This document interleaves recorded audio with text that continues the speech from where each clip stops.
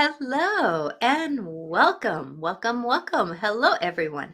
And I know that more people are going to be coming in here, but I just want to say hello to you. I'm Natasha Venter with Life Clarifications with Natasha, and I am here weekly at 4 o'clock Pacific time on YouTube and Facebook and sometimes on Instagram. But when I have a guest, I'm not on Instagram.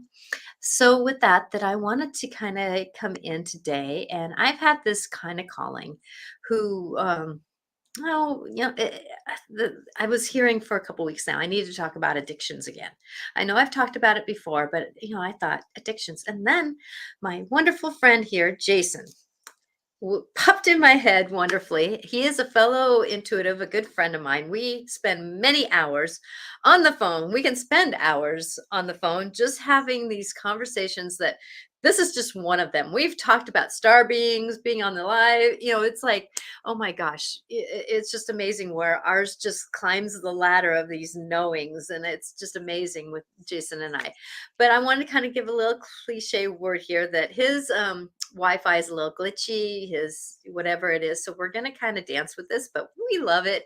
We're being with it. So welcome, Jason, to my show, Life Clarifications with Natasha.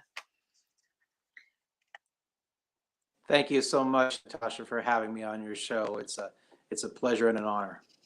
Well, you're more than welcome. I trust you totally, and we've been here together many a times. And we first knew each other going to a psychic fair, and I walked by your table and I stopped, and you were talking to somebody else, I remember, and it was like you just looked at me and said, "You're the real thing, aren't you?" And we just started talking. We went out to dinner. We've been friends ever since. So that's really the way it happened. And it's sort of the beginning of what you would call, what you refer to as knowings. I don't know, my spider sense, my sixth sense, whatever, just reached out. And I was like, this lady is the real deal. You need to talk with her. And you ended up offering insights to me that really were very, very much what I needed at the time, definitely to get a very difficult time. People talk about challenges and things that life offers to you. And that was definitely a chapter. And I would say that was probably 7, 8 years ago now, where I was facing a lot of challenges. My younger brother had a stroke. My second marriage was going south. My dad was in the hospital, and I just didn't know how to navigate life. But I just needed some clues and some insights. And yeah, I was very blessed. I was very blessed that you stepped in at that point, and I was able to have the perception to connect with you on that level. So thank you. It's been a mutual blessing, I would say. There's been times where you pulled me along in my little dances, and I pulled you along in your dances, and we kind of pulled each other through, and it's just been amazing. And that's why I think that we could talk about this subject today about addictions, because of the fact that, I know that you've navigated the world of addiction and helping people with addictions. And I know that I have lived the world of addictions, and I'm going to name mine. I don't want to name yours. That's for you to say. But for mine, it's been that my husband has been an alcoholic, and he actually did pot, and in the past he's done other drugs, and then he's smoked and chewed, so he had quite a few addictions, where for me, it was about money. It was about me having to navigate the money situation, because I dealt with my depression of my parents through spending money. And, and so I've had to work through a lot of those addictional things. And yeah, I'm going to do the cliche one of sugar and, those other kinds of little addictions that come out, but they are still as triggerable as the big ones in a way. I mean, I wouldn't say that, somebody on fentanyl is the same as somebody on sugar, but it has a lot of the same little dances that you have to play in your own mind. Everything kind of comes down. It's kind of like for me with grief, everybody has a form of grief, but then you go off into losing a child, losing your parents, losing your, but there's these addictions things. But, for me, I can't say that I've been in the dance of I never started drinking. I never smoked. I never was able to do pot. My body and I agreed that those weren't my dances.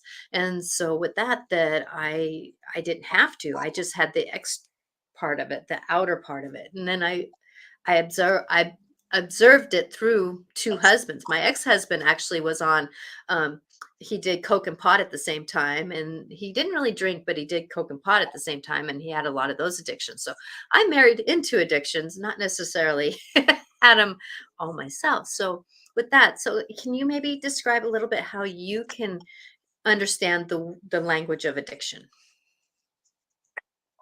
Well, the language of addiction, at least for me in my story, actually predates me. And if you go one generation back, but two generations back, my grandfather really was your textbook alcoholic, and didn't really do very much for the Irish stereotype. He just really was someone who's always with some kind of liquor or alcohol. And it was just a norm. And the guy, he was a fruit peddler essentially.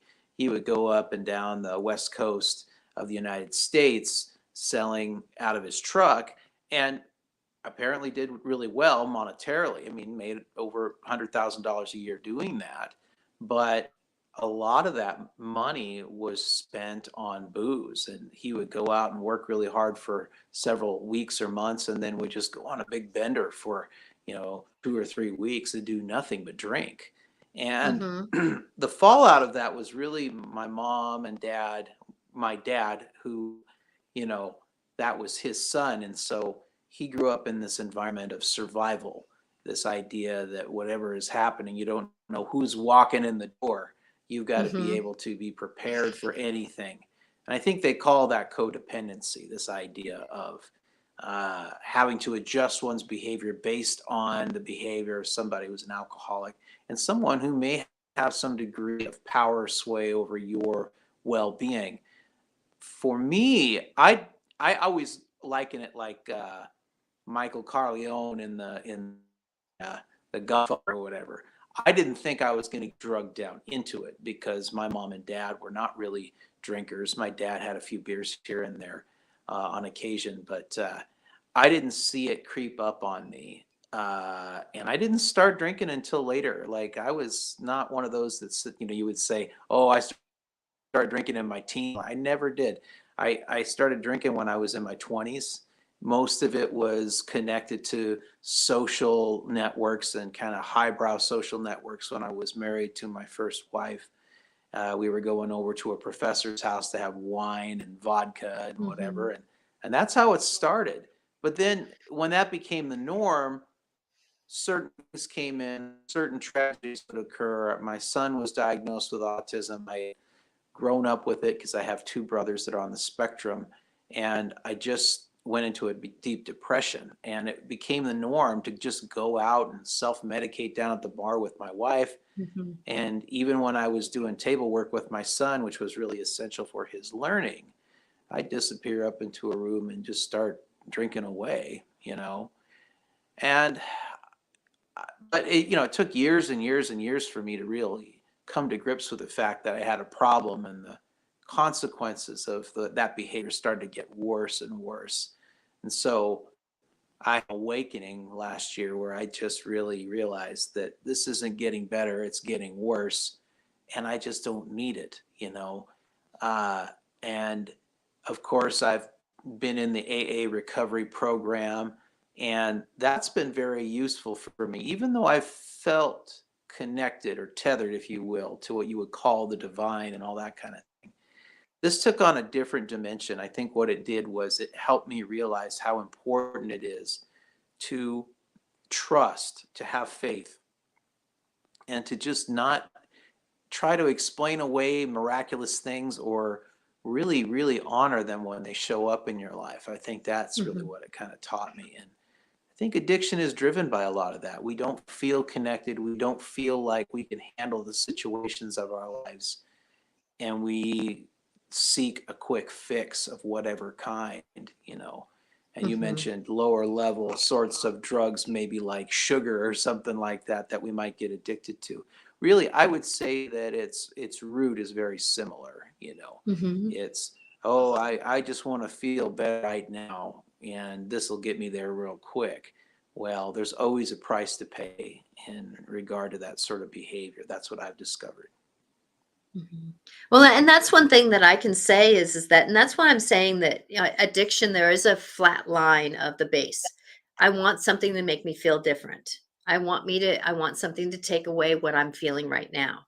And if you take that, and then you have these different avenues of that, you have alcohol, you have smoking, you have pot, or, cannabis as it's called now. You have, the other drugs of, method, fentanyl, and all these different avenues of these different stories.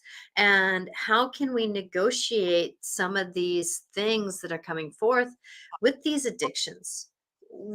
How can we, come into an empowerment? Like, I was watching a YouTube little quick video, and a kid was saying, I was doing drugs, and a 30 days clean, and I was expecting my mom, who was so happy every time I was talking to her during those 30 days, but when she picked me up, she was sour.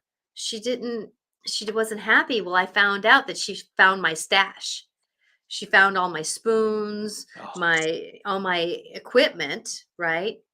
And so then he's saying this, then I had to realize that my doings had impact on others. And right. that's the sad Well, thing I to think, come to. yeah, I think that's something that is a very illusory idea for people that are using, is that you're only hurting yourself. Oh, what does it matter? I'm only hurting me. And there are a lot of problems with that. First of all, it ain't true.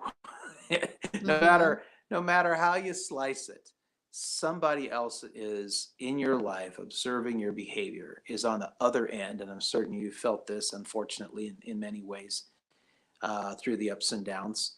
And you realize that this is not an isolated thing at all, that you are profoundly affecting the people around you. And it's been my experience too, even as a reader, a consultant, somebody who does that kind of work, that people often underestimate how much they affect other people. And I think it's sad because we kind of adopt this worldview, at least tacitly or through the media or whatever, that we just don't matter. You know, we're so small in the universe. We're on the, one of the arms of the galaxy, and we're not even in the center, and we're just sort of dust in the wind, and just this idea that what we do and who we are doesn't matter. And it's been my experience that that is the furthest thing from the truth. That what we do affect the people around us profoundly, the relationships in our life. And if we're using or drinking or engaging in any of those kinds of behaviors, it does have an unquestionable impact. The other Mhm. part of that, I think, that's sort of absurd is we act like if I'm just harming myself, that's okay. It's a non-starter, because you're thinking, well, why in the world would I want to hurt myself? Why if I know that this is not good for me, why would I engage in it in the first place? It doesn't make any logical sense. It doesn't make any medical sense. It doesn't make any spiritual sense. It just doesn't make any sense. But No. there's this idea that I can hurt myself and that's okay. And so you're undermining your divinity. You're undermining your own sacredness, your own um, you know divine connection to source, when you say it's okay if I hurt myself, and as long as I'm not hurting anybody else. I mean, in some way or not, all these are just little excuses to engage in the behavior of using. And that behavior, and I do have a behavioral background, and in the sense of understanding behaviors as things. You talk about dark entity, all of these kinds of things. Whether you want to come from it from a spiritual perspective, the kinds of things that we do see, or just the horrible behaviors that are there, it can't really be debated that those are monsters. They are truly Mhm. things that unleash themselves upon the person and take them over. Mhm. They do, and that's one thing that I witnessed, being a psychic medium myself, watching, observing my husband in the joy that he is. I knew that underneath everything, he was an amazing man, but this cloud that was over him of hi- you know piggybacker energy, his own darkness, these things that would just come and whisper to him in his negativity, because it was an opportunity for them, because he was at that lower vibration of just not wanting to be in his own reality. And that's one thing that, when you start drinking, like he started drinking when he was 12, 14 years old, so he never had a chance to really figure out who he was, and so, once you start drinking very young or doing drugs when you're very young, you don't really find out who you are. And this energy comes over you. I saw this like entity ish energy, and I would call it alcoholism for him, or addiction. It's like a cloud that kind of comes and sits over you and masks you. And then once you start getting clearer, like you probably through your, healing process, that about 3 to 6 months is when you really started feeling more clear about who you were, what's going on in yourself, what's going on. And I can say the same thing witnessing him, going through that clarity, that once people can get into that 3 or 6 months, it's like the body can start doing. And I know alcoholism, you really can't die from other addictions when you're getting clean. But if somebody's a really bad, really heavy into alcoholism, they can die from getting clean. Where like methanol and all of those other, fentanyl and all those others, you can die from them, but you can't die from getting healthy from them. So there's this like a difference in the type of addiction too there is. And that's one thing that I want people to know is that, as we're moving forward, because this hour is going to go quickly, that, it is about it. But I want people also to know that there is a backside of getting clean from addiction. Because I know that I have a good friend who watches the show, and, I've helped her struggle through the pain of getting healthy, and what did she do? What seeds did she plant in her, plant in the people around her? The impact of it, me being now 11 years sober with my husband, that, you know he's still trying to figure out what, like there's, you actually helped me through one of his dry drunks one night when he really flat out, went south. And he didn't really understand the ripple effect that did, that PTSD that it did to me. And now he's starting to get that ripple effect, but it's taken him some time, that impact that it was on me and the children. Right. Well, yeah, and I think that that's again, it's so bizarre because you can see that it has an effect. It's very obvious, you know, and when that person is just in that state of resentment and anger, that they just become somebody completely different. And Mhm. for me, I experienced that unfortunately myself, and I realized that I think there are some big ahas that really occurred when I started seeking help. One was this whole notion of controlling others or expecting others to be a certain way in your sphere uh, is really a complete fool's errand that you send yourself on. It's not something that you can do or should do. You have to honor the sovereignty of others around you. and just as they honor your sovereignty. So as much as you think this person should be doing X, Y, and Z and acting in X, Y, and Z ways, you, number one, have no control over it. Number two, it's not right for you to do in the first place. There's a global, and I call this super consciousness. One of the biggest objections people come to in AA is this whole idea of God, and Bill W. and Bob and the people who basically founded AA, they came from this perspective of this is a spiritual sickness at its root. And ironically, what I find so interesting is that it's not medical interventions that have been the most powerful interventions. They have been spiritual interventions. And specifically, AA has been effective. But if you go through the 12 steps and you look at the 12 steps, they're not organized in a very tight, you got to do this sort of structure.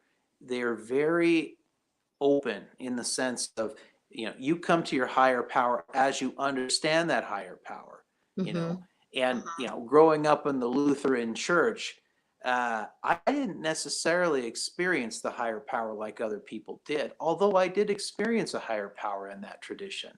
But it was almost, it was a personal thing. It was something I could feel the presence of the divine or God or whatever you want to call it. Super consciousness is what I kind of like to call it now. And actually being in A was sort of a homecoming to that feeling. And I go through my day and I'm always checking in all the time, no matter what. Where am I at? And I noticed that the behaviors that I've engaged in before in my life have really dissipated. And even the desire to drink, there's been times I've had that desire, but not like some overwhelming that's yanking me into the bar and, sit me down and ordering a drink. It's not there, but what's taken its place? Well, I would say what the Bible talks about is the fruits of the Spirit: joy, peace, and love. I feel that inside. I feel that serenity, and I practice that. And I go to a hell of a lot of meetings.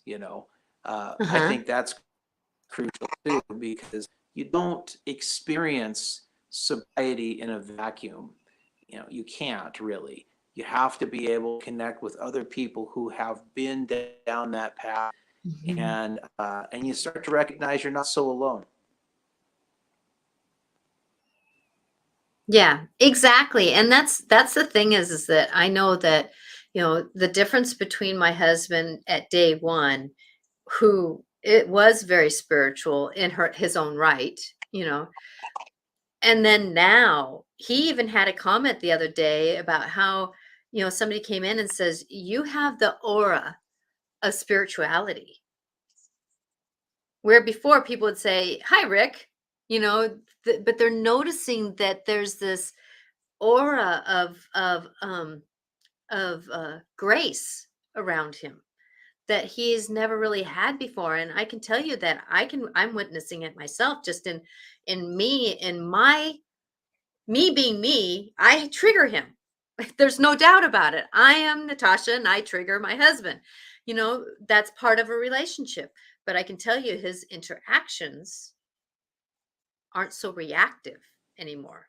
They're more interactive than reactive. And I'm so grateful for that grace, that the spirituality that he's found in his belief system, because mine is mine, his is his, has been the grace. And that's the only place we can really find self. I want to call it, in a way, it's a form of forgiveness. It is a form of forgiveness. But I want to take this short little commercial break here. That this is my friend Jason, who has been a tremendous gift of a friendship with me, and we come into these great conversations. So if he's a little glitchy, it's because of his something on his end, and we apologize. But we wanted to go ahead with the conversation, and I just got a tap about 10 minutes into it. We should have used your phone for your camera. Maybe that would have been helpful with the glitching. But that's maybe so. there. I think maybe time. Yeah, I don't know. It's one of those things. I just wanted to kind of give that idea. But we wanted to keep going. We're talking about addiction here, and it's kind of this is a bigger conversation than just an hour. But I wanted to come in and talk about it because, you know, I'm on one side of addiction with having a little bit of addiction, but not with the substance abuses.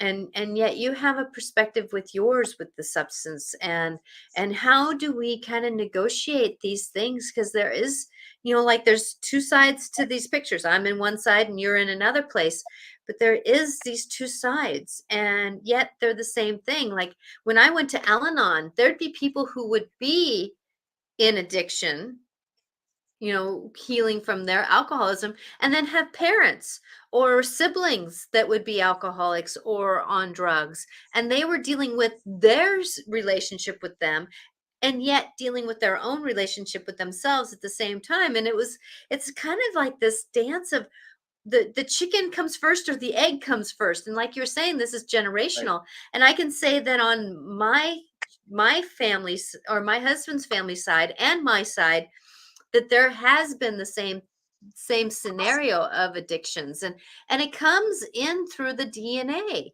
You know, sometimes our DNA is something that, like my child who was at the fridge at 4 years old, opened up the fridge, I need milk, and something went bing, and I said, you need milk. Okay, what emotion are you having? What? Because it's like all of a sudden I saw that the DNA, the family history, either it was time to break it or it was time to shift it in some way. And both my children have no want to drink. They have I have one child who likes to have a little bit of alcohol, but she knows that it's not part of her story. She just has it as an event more than a story. And so that's been my grace, is not having the DNA family tree, you know, of alcoholism. Yeah. Well, you mentioned an important word, grace, and this is something that's also been an eye opener for me.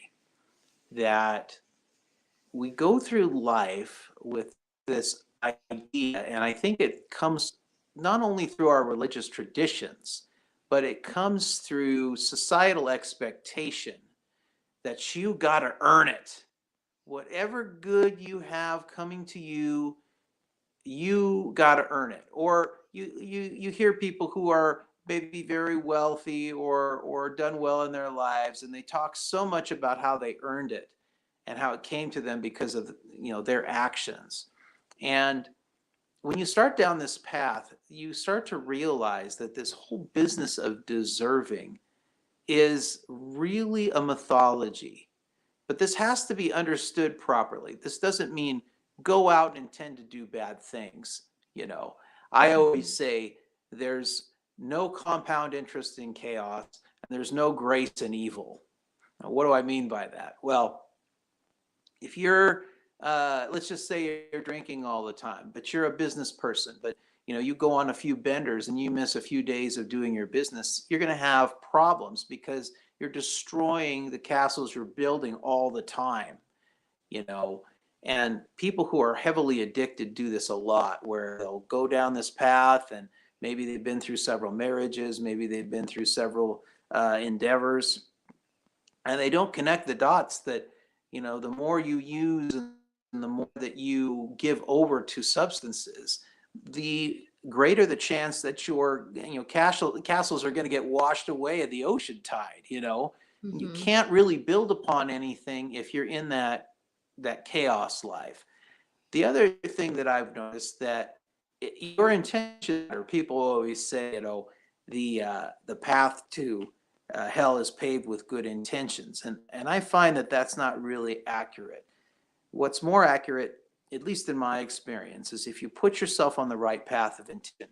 Will bad things happen? Well, yeah, there's going to be a range of things that will happen. Okay, but on balance, over your life, you will trend upward, intending Hmm. good, way more than you do intending bad. You know, and I've seen people, you know, they know this life. They know this life of selling drugs and taking them and surviving somehow. And then you have to look at that kind of personality and go, yeah, but why? Why would you do that? If you can have a higher existence, if you can pursue things that are much more worthy of you, if you can become all that you can be, why in the world would you live, a bottom feeder life? Doesn't make any sense. And so your intention of good, when you're on that path of right action and intending, what happens is grace follows with that. And even if you fall, there's grace. But if you're intending things that are not good, there ain't no grace for you. If you are cutting a deal this week, but that person is going to come back and screw you over in the next 2 weeks, there's no safety net there. There's no grace. So I found that as imperfect as humans are, as long as you are on that path, you will see the miracles manifest in the form of grace, even if it seems like your situation is impossible.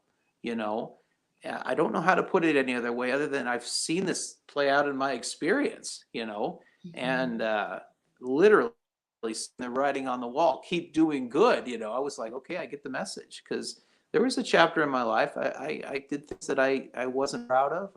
I lived a life that was taking me down.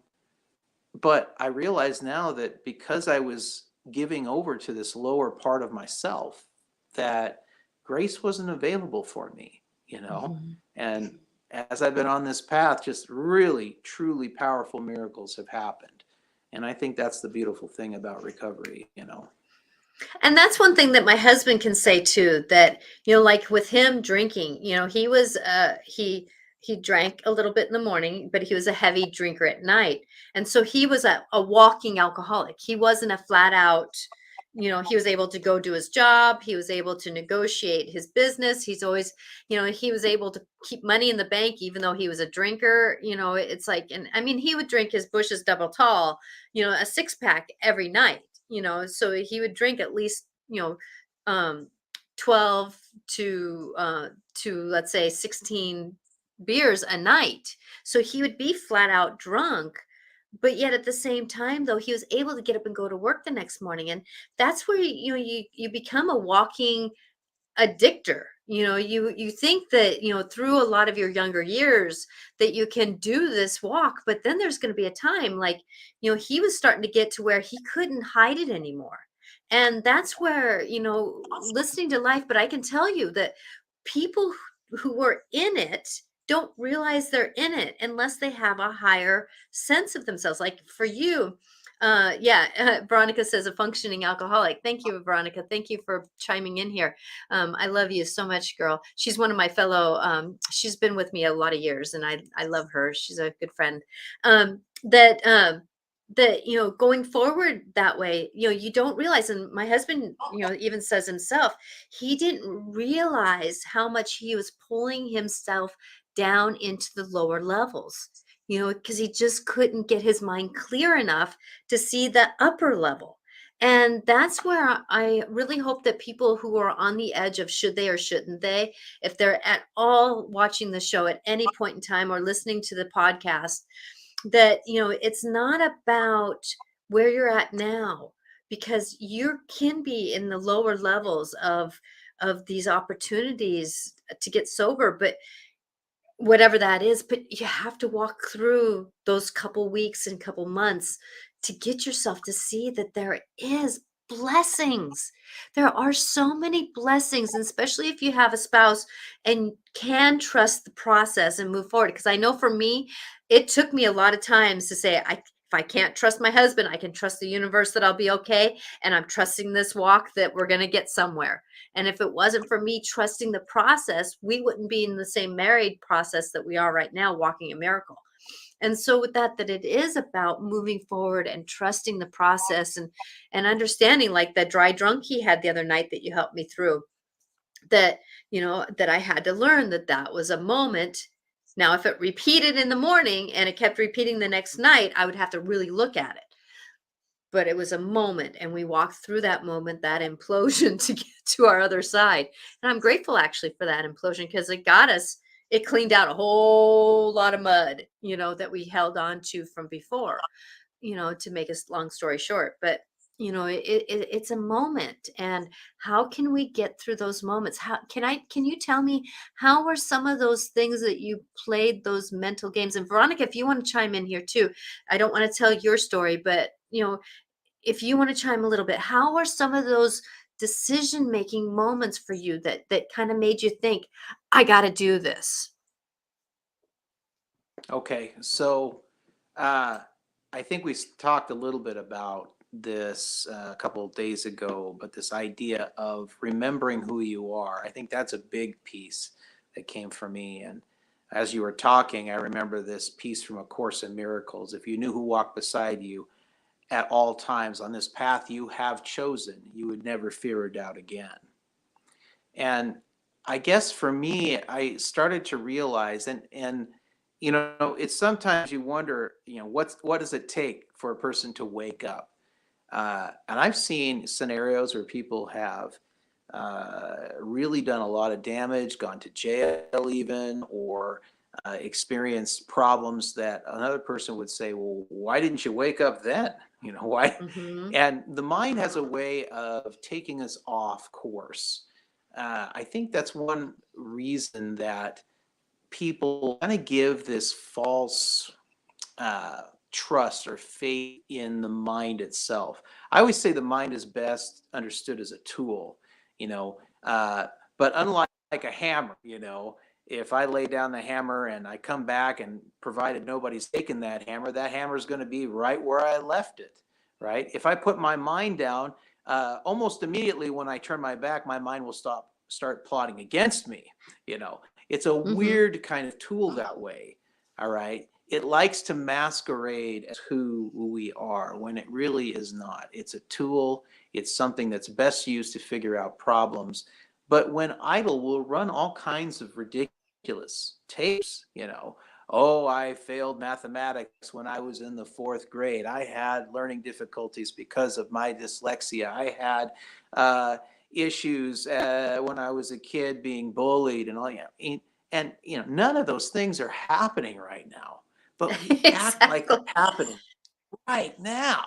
And they're so high stakes. And when we start to realize that, there's something beyond us that we connect to, there's something so beautiful about this super consciousness that we tap into, because it sees things we can't see, Mm-hmm. and some of us, I think, who are blessed with gifts sometimes see more than others. But I could say, without reservation, that it is a power greater than me that allows me to do that. And it's simply by virtue of tapping into it, able to do it. It's not some, oh, you got all of these crazy abilities. Okay, yeah and no, in the sense that it's not by virtue of my intelligence that I get there. It's a surrender. So I think surrender is the biggest word here. And it's often mentioned in recovery, this idea, the paradox of strength through surrender. Most of the time we're sold the package of strength through non-surrender. I'm powerful by virtue of how amazing my army is, and I'm strong and I can conquer all these people, or I'm a really high profile businessman, and I'm able to kill all the competition with my non-surrender. Okay, we're not sold in society this model, but you got to wonder, why is this world so messed up? Why are the problems that people have so persistent no matter what level of the food chain they're on? And I think that the big reason is that people have not approached it properly. There is a power in surrender. And when you give over your ego to something greater than yourself, you start to move in that flow of grace. You start to move in that flow of doing higher good, of higher service. And one other really key component of a recovery is, who cares about your situation? Go help out somebody who's doing worse than you are, Mm-hmm. And I think So that's one thing, witnessing. Yeah, I think that's one gift that witnessing AA on AA is confidentiality, so I don't want to get too much into it, but witnessing AA, it's a free place to get counseling. It's you got a meeting anytime you need it, and they're here to support you. There's somebody has gone through exactly what you've gone through in their own way. But there's that part of support that is so amazing. And it is about surrender. But the thing is, though, a lot of I've witnessed a lot of addictions, and it's about control. I want to have control over my life. I want to have, but who is more out of control than those in addiction? It's kind of it's a tricky mindset because the mind thinks that we're in control. Talking about the mind wanting to sabotage us, the mind is saying we're in control when we're so far out of control. Well, yeah, through going through addiction. Yeah, I mean, AA is a path of wisdom. Now, wisdom 9 times out of 10 has to do simple things that are hard to do. People say, well, what's something that's simple that's difficult to do? Well, running a marathon. You can look at how the course is laid out and walk the course if you want to, and look at it on a map, Google it and everything. It's not difficult to figure out the course that you're supposed to be on if you're running a marathon. Is it difficult to do? Well, yeah, you got to train for months or years to even get it to work in a way that you're going to walk out of there alive even. I mean, the first person who ran the marathon, I think the marathon, dropped dead when he was finally gave the message that he was supposed to give running those 26 miles. So recovery is the same kind of thing. You are engaging in simple principles that are difficult to do. And the mind will try to interfere with the simplicity. It's really what happens. Anytime you're engaged in something that has to do with wisdom, you're engaged in something that's not intellectually difficult to understand, but the mind likes to come in like a smooth talking salesman or a lawyer, the side door. It's not going to come at you. It's not going to come at you in a way that is obvious, because you might resist it. If it says, well, Jason, go get trash down at the bar today. You need to do that just for you. Do it for America. Yeah. Do it for yourself. It ain't going to Exactly. say that. You had a rough day. Just go do it. What it's going to do is it's going to come at me from the side. And it's going to put its hand on my shoulder real gently. And it's going to say, Jason, you're such a great human being. You've been working so hard. You've built so much. And, you just need to go have some relaxed time. You need to really go down there and just, shoot the breeze with some total strangers, engage in humanity, and just have a few beers like every other, red-blooded American does. And, the second scenario sounds so inviting and beautiful and just like the natural order of things. That is the exact kind of talk that alcoholics engage in their own mind. It is this idea of self-deception, and it comes in the side door. It comes in as a rationalization. But behaviors that are bad for us can always be rationalized. Ain't that a statement? How many times have you heard a person say, well, you got to die of something, when they're smoking or whatever, or, there'll be these little small curt dismissals of an actual objection that continue to allow you to engage in the behavior, when really the simple path that has been laid before you, that is so clear, are the steps that need to be made. And that's where the higher power comes in. Higher power doesn't care about exotic rationalizations, and sometimes when I hear my higher power, I'll get off on some path and it'll just say something stupid to me like, go have a sandwich. You're hungry. And it's sound advice. I haven't eaten in a while. And here I am engaging in trying to build Rome in a day. And all I need is an effing sandwich right now, you know. And I love it. That's what mine does too. Walk into the other room. Walk into the other room. like, Okay. yeah, Walk into the other walk room. into the other room. Yeah, I mean, and it's so funny because like I remember chapters in my life where I'd be stressing about bills and money and oh, how am I going to pay this? And all my bills are paid, all of them. I don't have any late anything, nothing. But I look at my behaviors and they're all little nudges. Oh, okay, you got to pay this now. Wait for a couple of days here. You don't need to pay that right away. Just take care of that in a couple of days. Okay, and I do. Because if And you quit one addiction, that mind has to chew on something. And so it's going to pick on other things. And so how do we negotiate? I remember you wanted to write, and those first couple of days you were like, how can I get this energy out of me, And we talked about that you would wake right, up in the morning, and I said start writing then, and I gave yeah, you ideas, and even if you didn't follow through with them, they were ideas to shift your mindset out of that tumbling that you were starting to do right. through the first couple of days of addiction. Because our mind wants to Well, fill up. What do I do now? Oh God, no, what am I going to do? I have to deal with you now. Oh, I got to deal with my mind now. I have to deal with my emotions now. Oh my God, what am I going to do? And when we're in that moment, we start spinning, but we have to do something to keep ourselves negotiating. I know my husband played golf. That was his thing he focused on, was golf. He got into addiction of golf. I don't mind, that saved him. Now he's slipping out of that. He doesn't need it anymore. He can do it because he enjoys it. So there's that. You have to have something that replaces that habit. What can you do to replace that habit? I won't even pretend to be perfect at all of this, but I have found there has been a homecoming. A few weeks into sobriety, I actually started creating some art again, which has not happened in a long, long time.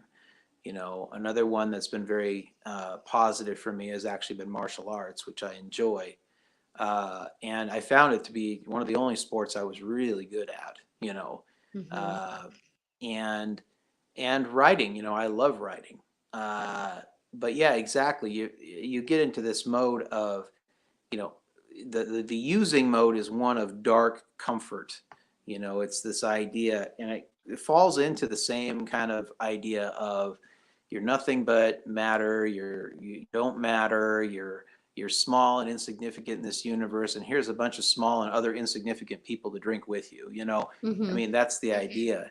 When you go into this space of retreat, when you go into this space of what Joseph Campbell and standing on the shoulders of giants, many of them, I would say, shamanic ones, of primary cultures or indigenous cultures, this idea of a sacred space,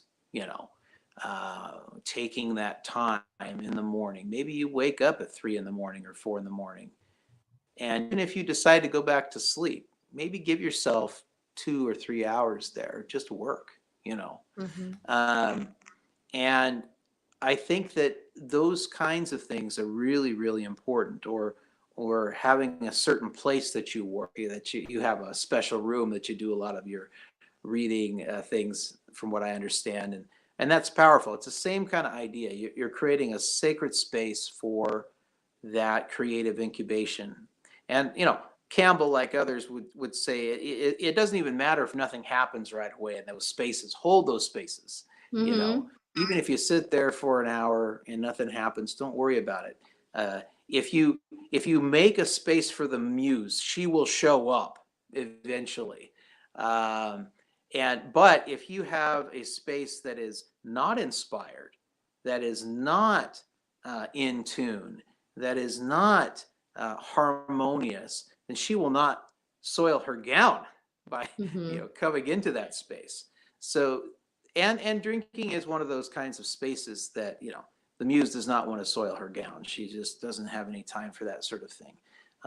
She's No. trying to And then connect to you go into these other addictions of the fentanyl, and then that new drug that's out, the zombie drug, that's out. And it's just like, where can we go from there? And it isn't about being soiled, it is about that. I mean, like, me even just having the addiction of liking things, you know like, you look around and I have things, and Right. I was cleaning up my room, and here comes Quenya, the other night. After we talked that same night, she came and she just kind of came over me, and I'm like reading up on her, and it's like she likes clean spaces. Abundance, the queen, the goddess of abundance and wealth, likes clean spaces because it gives things a chance to move. It gets things. And so if we can kind of clean up the clutter of our own self, be willing to walk through getting organized, getting organized in our bodies, those first couple weeks of sobriety. Doesn't matter what you're addicted to, but it is those first couple weeks of just being able to get the wheel spinning, of getting decluttered our own selves, getting to know our brain and what stories it says, getting to know our emotions and what they're saying, because many of us take those drugs in those situations because we don't want to deal with the emotions at that time. And I can tell you, my husband, once he learned that if he dealt with it right then, it moved on. It didn't stick around. It moved on. And that's the thing that is the grace that comes from dealing with things. It's like, oh, it's here. Hi, here. You know, let's move on. Well, yeah, it's interesting when we build things up a lot of times that really are not difficult. And this is something that I grew up with, where there was a whole lot of rationalizations for things not getting done. I call them broken windows. Actually, another one of my joys is music, writing music. But I wrote this song called "Broken Windows," basically about that. And but it's another wisdom story. It's another one. Well, if you see a broken window, fix it. They've also discovered, and through history, that one of the ways to lower inner city crime is actually to take care of the city. If the city itself is not a slum, and it's not somebody walking by it going, well, if I don't care, if nobody else cares about this, I'm not going to care about it, then they're going to destroy the city and their own lives as well within it. But if it's something that everybody comes in and takes care of and values and uplifts through whatever important activities, art, things that take you into the higher mind, then the person walking by is not going to want to do anything bad to the beautiful stained glass window we call a city. And that's the way I think to look at recovery in its most dignified form. It's when you start to honor what the wisdom that created you, and to work from those gifts in a way that seems not only easy but natural. I mean, like when I do the work that I do, and when I'm in full flow, I guess you could say, it's not difficult work. I enjoy it a lot, and it's not hard for me to do. I don't agree with everything the guy says, but Steve Harvey, I do enjoy listening to him, and he just has I such do a too. He powerful. has some flat understanding about life, Yeah, Yeah. he does. I mean, and that's another one. He's not necessarily the most. He's not a genius, but he understands wisdom. And he understands the important things. And he says, there was many things he wanted to do in his life. He said, well, I want to become a basketball player. I want to play for the NBA. He says, well, there's a couple problems with that. One is when I was at full speed, I wasn't dribbling the ball. And when I would shoot, it wouldn't go in most of the time. And he kind of said, you just stop talking about the NBA. Now, what was his gift? What did he live in? He was always able to make people laugh. He always had that ability. He could transform mundane information into comedy instantaneously. But he always just thought, oh, this is just something I do. He didn't really honor that until probably 2 or 3 chapters in. And once he did, he still faced difficulty, but Mm-hmm. he also made those little tiny adjustments along the way. And now look at where he's at. I mean, he's doing really, really well. But that's the thing. Like, find those things that are easy for you to do, difficult for others, that people will seek you out because of, Mm-hmm. and I think that we were talking about that the other day. I don't have to, it's not really any hard work for me to find people to seek me out for readings, consultations, mentoring, any of that stuff, and it's, I need to lean into that more. But I mean, I think that that's an example of, living in your gift, and Mm-hmm. and And that, I find the same hard. thing. Yeah. I'm a magnet for people to ask for assistance in life, and I'm grateful for that, to be able to be there, because that's my Well, soul yeah, and walk. just exactly. And I think thing too that's really powerful. One of them that I've learned too is this adage that the obstacle is the way. That is, a lot of times we get faced with things that are difficult, or and we start to get into the why meism of life, and that takes people often into addiction too. This idea Mm-hmm. of, why was I born with these life circumstances, instead of, I was born with these life circumstances. Make it a statement. Don't make it a why. Make it a, I was born with these life circumstances. Okay, and once it's a statement, you're living on terms. Okay, you're not trying to change what is. And then not only that, I was born with these life circumstances. I'm going to lean into that, and I'm going to bless the people who are also in those life circumstances that are Mm-hmm. challenged or whatever. And that's really when your blessings start to take on a special velocity and momentum, I find. Exactly, exactly. It's amazing, those stories of, you know, can we just trust the process of what our soul is leading us to? And many of us get that, we trip over the rocks. Because that's part of the path. We stub our toes, and then we say, well, frick that. I'll have a drink instead, or I'll take something else, and I'll, sabotage myself, because, we've been listening to the people around us. You're no good, you ain't anything. Like, there's that guy that's on, that, flips through, the YouTube or whatever, that, stories that, people tell each other, you know you know the things men say before they leave their wives, the things that wives say before they leave their husbands, and we have these things that we say to each other that are such hogwash. They're non-belief, they're somebody else's shit. It's somebody else's shit that we need to clean off our own boots and keep walking, because it's not our shit. It's not the dog poop on our floor, on our shoes anymore. It was the dog who's decided to let go of things, and we just need to clean it off and keep walking. So it's one of those things. I do hope this conversation has helped somebody somewhere to bring some insight that, if you've had an addiction, it's time to say, I've done my time. I've done my work. Now it's time for me to value who I am today, because I'm not who I was then. And it's that carrying through. It's that same person who's addicted to food, and they lose weight, but they still look at themselves as heavy. How can we transform the vision of ourselves to who we are today? And that's by looking in the mirror and seeing that we got work to do, that we have to have these things, this work, that, and be willing to do the work, because there's miracles that come. They're small sometimes, they're amazing sometimes, and it's just, sometimes it's how, hey, I didn't react to that. Oh, ain't that a miracle that I didn't react to that? There's these little things that come forward. Indeed. Yes, it's true. Yeah. Well, thank you, Jason. We've come to I knew this hour was going to go fast.